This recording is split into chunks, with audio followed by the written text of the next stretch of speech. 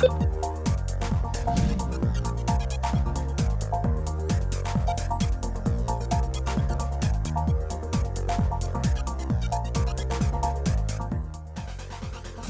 now, from the CFTK-TV studios, this is Open Connection with your host, Robert Pictou. Welcome to Open Connection. I'm your host, Robert Pictou. During an avalanche, a mass of snow, rock, ice, soil, and other material slides swiftly down the mountainside, sometimes reaching speeds of 320 kilometers an hour. On today's Open Connection, we open our archives to bring you this story from 1989.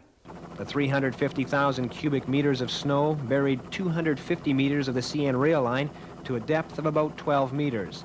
And a little further along, a secondary slide also hit the rail line, again burying the tracks under a significant amount of debris. The highway escaped the bulk of the slide. Still, a section of roadway the size of a football field had to be cleared from under 3 meters of snow. The highway was finally reopened to traffic about 15 hours after the slide, but a day later it was again closed when another smaller avalanche cascaded off the mountainsides and tumbled down onto the roadbed. Since it was built in 1944, the 150-kilometer stretch of the Yellowhead Highway between Terrace and Prince Rupert has been plagued by snowslides, an average of about 6 a year. Wedged in between the Skeena River on one side and towering mountains on the other, there's very little room to place the road to avoid the slides. It was an issue that was first addressed by Skeena Journal 10 years ago. It is again that time of year. Road closed, avalanche. From fires to floods to freezing to snow and more snow, we live in a country of extremes. Tonight's Skeena Journal is a snow job, as befits our recent weather situation. As was explained in that early Skeena Journal, predicting and controlling avalanches is not a surefire thing. The Ministry of Highways is asking the motoring public not to use Highway 16, that's Highway 16 west to Prince Rupert, for the next few days, unless it's absolutely necessary. The chance of a slide like this one starting as you drive by is good. The control team is out there. We know that. They're trying to determine which slide will go first and when, but you never really know until it's all over with. That statement pretty well sums up what's happened with the rash of avalanches that has hit the Northwest highways this season. Difficult to predict, and then they hit. It's an inexact science. There are far too many variables happening a mile above us, and we don't have all the answers. We know the general trends that contribute towards avalanches, but the exact moment of failure depends on every type of snowflake. There are a number of factors which can lead to avalanche activity, a key one obviously being large snowfalls. But as Zilich explained in the earlier show, the temperature of the snow when it falls determines its potential to create a slide. Depending on the temperature that the new snow falls at, if we have a warm snow, it will bond to this crust quite well. If we turn cold tonight, let's say -10, and we have the cold, dry, blowy snow, it won't bond to this. This crust will freeze up tight, and the snow will continually slough off this surface during the snowstorm, which for me will be okay, because instead of an area like this getting loaded with snow, it'll continually slide down into the little hollows and dips, and it'll lessen our avalanche hazard. Other factors which come into play when predicting avalanches are temperature, wind, rainfall, and the profile of the snowpack, that is, the physics of its various layers. What it does is tell me where the weak layers are in the snowpack, and from what we've found out here, everything's really good until about 2.5 feet down when you hit a solid heavy ice crust. And what'll happen with that is if we have any heavy rain tonight, the rain will overload the top snow. It'll be absorbed into this fairly dry snow here, and it'll add a lot of weight to the snowpack. It'll press down, and we could get a shear or an avalanche failure down on the top of this ice crust. The avalanche that thundered down onto Highway 16 late last month occurred just after a period of very heavy rain. It's likely the rain percolated through the deep snow, hit a layer of ice, which it ran along on top of, and caused the snowpack to shear off. The classic example of large avalanches are a result of a large amount of snow in a short period of time, and the slopes overload, and the snow just breaks away naturally. The snow is always on an angle, and it can only withstand a certain amount of loading before it fails, and that's what happened here. And a rising temperature would help. Well, yesterday we had 30 millimeters of precipitation, and that would probably be that extra loading that the slope couldn't handle. That's what triggered it. I would imagine, yeah. Predicting the likelihood of avalanche activity on Highway 16 seems relatively straightforward. There was plenty of snow. The average January snowfall in the area is 206 centimeters. That amount fell in the first 10 days of the month, with plenty more afterwards. And there was the warm spell with heavy rainfall. Nevertheless, the slide caught experts by surprise. The temperatures were dropping, which generally leads to greater snowpack stability. And the avalanche hazard was rated only slight to moderate. Yeah, it was unexpected. The weather observations we were getting at the time were indicating the snowpack was stabilizing. We did have a moderate hazard yesterday, and we felt that the snow was stabilizing overnight, and this really wasn't anticipated at all. Once in a while, a 1 in 10,000 event, you can have a large release during a cooling trend in the weather. It has happened before. It's highly unusual, and it is like a 1 in 10,000 chance that it can happen, and it obviously happened. Open Connection will be right back after these messages. And now, from the CFTK-TV studios, this is Open Connection with your host, Robert Pictou.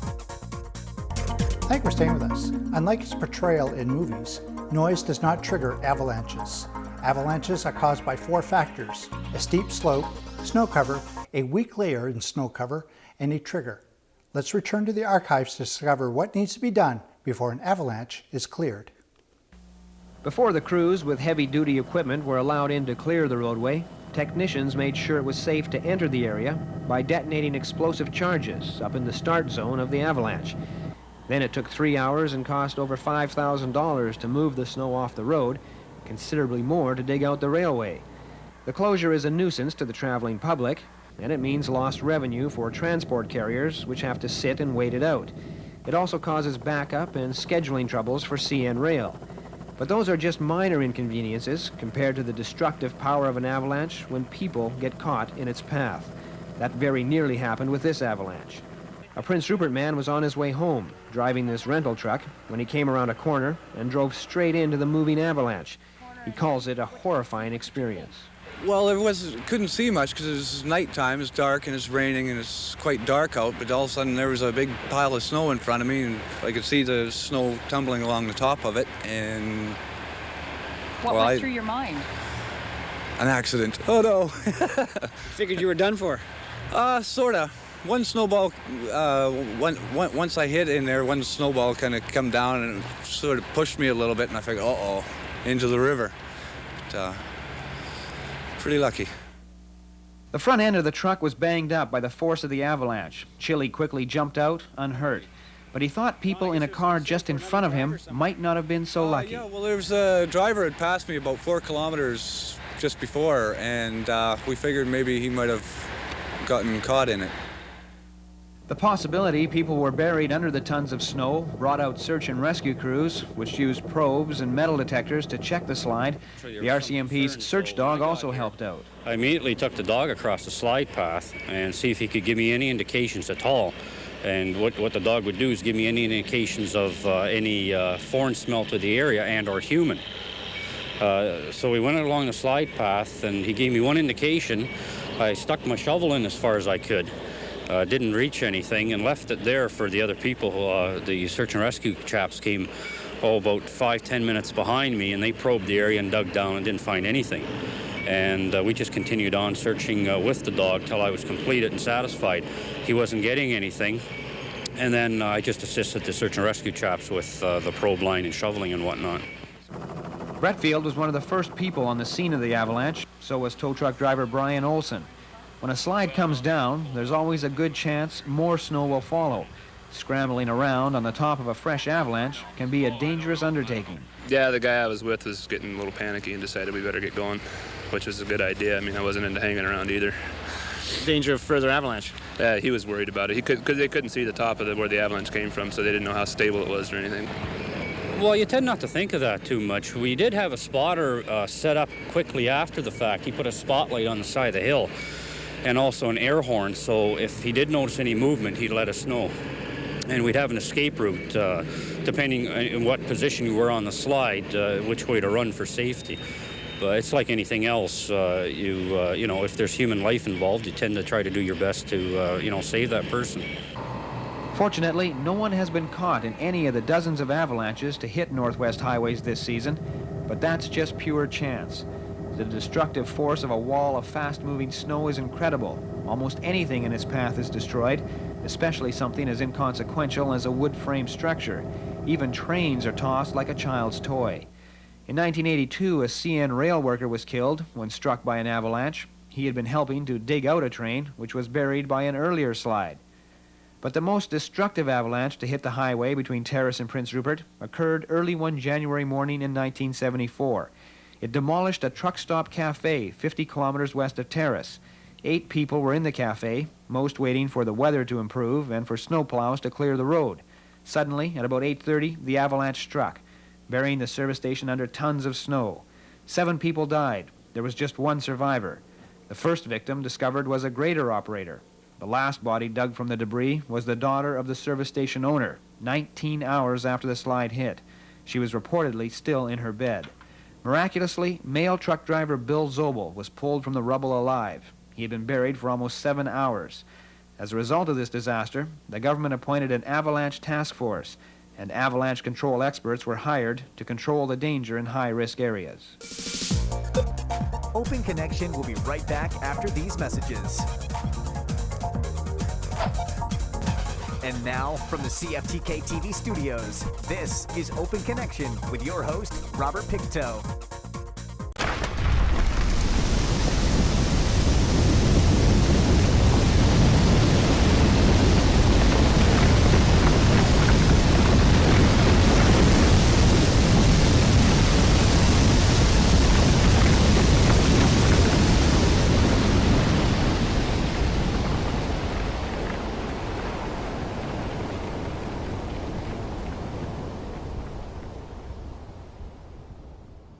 Welcome back to Open Connection. The human body is 3 times denser than avalanche debris and will sink quickly.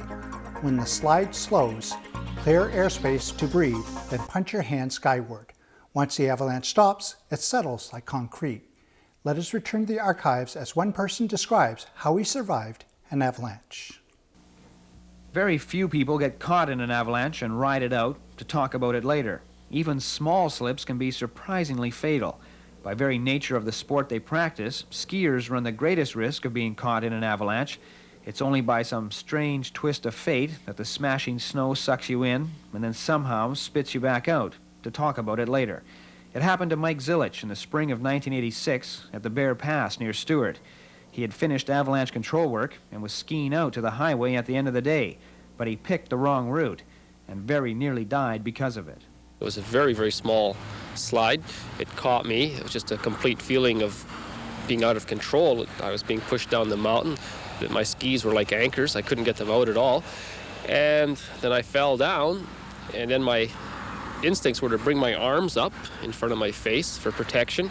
And then the next thing I know, I'm completely tumbling, caught it up in this thing. I got squirted over a couple of cliffs. I fell 1,500 feet in total. You're completely out of control. The feeling that I had was like being in a glass ball out in the ocean in a storm. You're just completely at nature's mercy. There's very little you can do. Now, I have talked to other people who've been caught, and they have had the ability to actually swim themselves through the deposit. If there was trees coming, they were able to work themselves around, but that would be something that would be possibly larger than I was caught in and was traveling a longer distance. Statistically, a lot of people do die because of physical abuse when they are caught in slides. They're wrapped around trees, their heads are caved in, popped over cliffs. And if you are buried and you can be found in the first half hour, you have about a 50% chance of being found alive. After that, your chances of being recovered alive diminish rapidly. And at the end of it all, the avalanche just kind of made up its mind that it was going to just dump you out, eh? It wasn't my turn.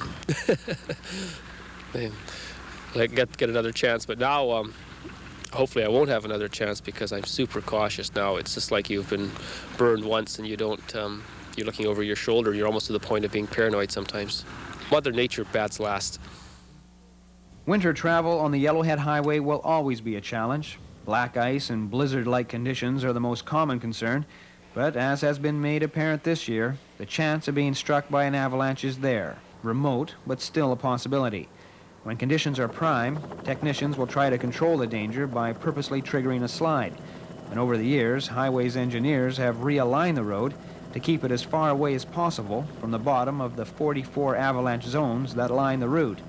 But regardless of what efforts are made, the risk of avalanche activity will never be totally eliminated, only reduced.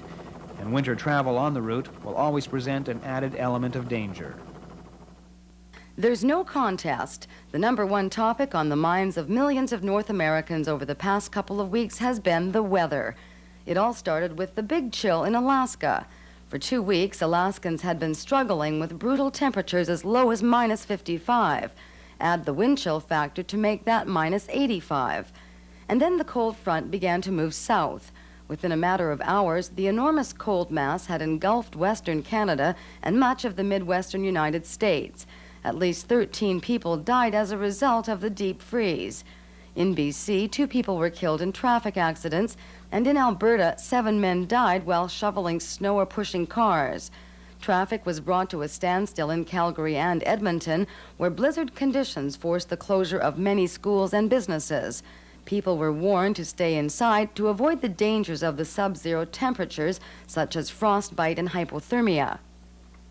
Here in the Northwest, January was a record month for precipitation, with rain and snow falling nearly every day. Environment Canada weatherman George Blakey says there was only one day in January, the 22nd, where there was no rain or snow. 277 centimeters of the white stuff fell at the Terrace-Kitimat Airport. That's about 9 feet. The previous record of 249 centimeters was set in 1974. The overall precipitation in January was 392.6 millimeters, which adds up to a whopping 15 inches of water, breaking the record of 300.7 millimeters set in 1968. And all this precipitation is to blame for a number of weather-related calamities, including avalanches, traffic accidents, road and rail line closures, along with power failures and industry closures. Open Connection will be right back after these messages. And now, from the CFTK-TV studios, this is Open Connection with your host, Robert Pictou. Think of the hood of your car. On average, it's about 80 centimeters above the ground. During one record-breaking snowfall on February 11, 1999, over 24 hours, an unbelievable 113 centimeters of snow fell in Terrace. In this final segment of Open Connection, we learn how snowfall can affect life in the north. All in all, it was a pretty stormy month, which came to a close with a dramatic drop in the mercury here in the northwest, where temperatures dipped as low as -30 degrees. It's at times like this that people rely heavily on the services of the Weather Office. At the Terrace-Kitimat Airport, 3 weather specialists keep busy gathering information and compiling the forecasts so necessary when extreme weather conditions hit the region. Blakey says the current cold system had been sitting in the Yukon-Alaska region for about 2 weeks. Weather Office staff had been keeping an eye on it, knowing it would move, but not knowing just how soon or how quickly. It moved in very rapidly, as a matter of fact, more rapidly than we would normally expect. Usually there's a transition day for a day or two where it goes from being fairly mild, which is what we've had for most of January, to the cold area. You usually get a period of about 48 hours when the transition takes place. I think the transition this time was about 12 hours, so it was a lot quicker than normal. Prince George, I guess, was the prime example. They started off on, I guess, Monday morning at a temperature of 3 degrees at 7 o'clock when we started in the morning here. And by the time we went home at 5 o'clock, they were down to -22. So that's a big transition to take place in a 10-hour period. Although Blakey doesn't completely understand why the cold front moved in so rapidly, he says the computer does. And it's thanks to modern technology like the computer that weather people can produce far more sophisticated forecasts than they could 10 years ago. Another advancement in weather forecasting is the use of a satellite over the Pacific that takes pictures of the atmosphere. But what it will tell us is Queen Charlotte Islands, we're sitting up in this part. You can see there's little bits of cloud around and not very much. But what we're looking for is something like this, where we have a broad band of heavy cloud, trying to find the movement, trying to see what's happening to it. With this kind of curvature, we would expect that there's a little low in there because the circulation is this way around the low, and you can see this. We will try and determine as this comes towards the coast whether it's going to intensify, whether it's going to weaken, what's going to happen to it, which way it's going to go. Is it going to steer this way? Is it going to steer this way? And there are other models and things that are done that will help us do this. Satellites have also improved the ability to provide accurate information to mariners. The Weather Office can now get storm warnings out a lot quicker than it could 5 years ago. Another boon for marine forecasting has been the recent addition of weather buoys off the north coast. They have proven invaluable in determining wind, temperature, and frontal movements. And by having the buoys, you can determine what's happening, what's happening down the line from you. Where we have a problem on the Pacific coast, whereas if you're in central Canada, of course, you've got stations all around between you and where the weather's coming from. On the Pacific coast, the weather mainly comes out of the Pacific, and there's just this big blob of water out there with very little data coming out of it. So the buoys and that do give us a little bit of information to help tell us what's going on. The satellites are also very useful for that. But when it comes to the regular, everyday, hourly weather conditions, the method of gathering information is surprisingly straightforward. Weather person Anne McCarthy steps outside, however reluctantly with these temperatures, and simply looks up at the sky. Apparently, the trained eye can tell a lot just by looking at the clouds. We have to classify the types of clouds, the height of the clouds above the ground, which layers are which, where they are, how much of them, how much of the sky is covered by each layer. This is all for aircraft use. How can you tell that by just looking at it? It's practice. They just look like clouds to me. But they're all different. The Weather Office not only provides conditions for aviation purposes at the airport, it also gathers information for national and international weather bulletins. Environment Canada weather offices are scattered around the province, but the office at the Terrace-Kitimat Airport has a particularly large area of responsibility, from the Queen Charlotte Islands to Fraser Lake, north to the Yukon border, and down as far as Bella Bella and Bella Coola. We each have an area of responsibility where we provide kind of a weather information service. It's an alerting service if there's anything out of the ordinary happening, severe weather coming into the area. It's basically a public service for giving the standard weather that goes on. And we have various customers that we deal with that are looking for weather data. Many Northwest residents have already been introduced to the people at the Weather Office through their radio broadcasts. The voices of Harry Earl, Anne McCarthy, and George Blakey can be heard periodically throughout the day, telling us what conditions to expect in our northern skies. Okay, going 3, 2, 1. Good afternoon, this is Anne McCarthy with the complete weather scan. The ridge of high pressure is developing into the Yukon, pushing some clearing into our area along with the cooler temperatures. Indications are that the clearing will continue through the weekend, so will the cool weather. For today, look for cloudy skies, but with more frequent sunny periods towards this afternoon, winds gusting up to 65 kilometers per hour at times. According to Blakey, a sense of humor is an invaluable quality in this line of work, since many people think the weatherman is responsible for the weather. And when conditions become as severe as they have this winter, a little humor goes a long way. But that doesn't seem to be a problem for veteran weatherman George Blakey, who says he couldn't find a better job.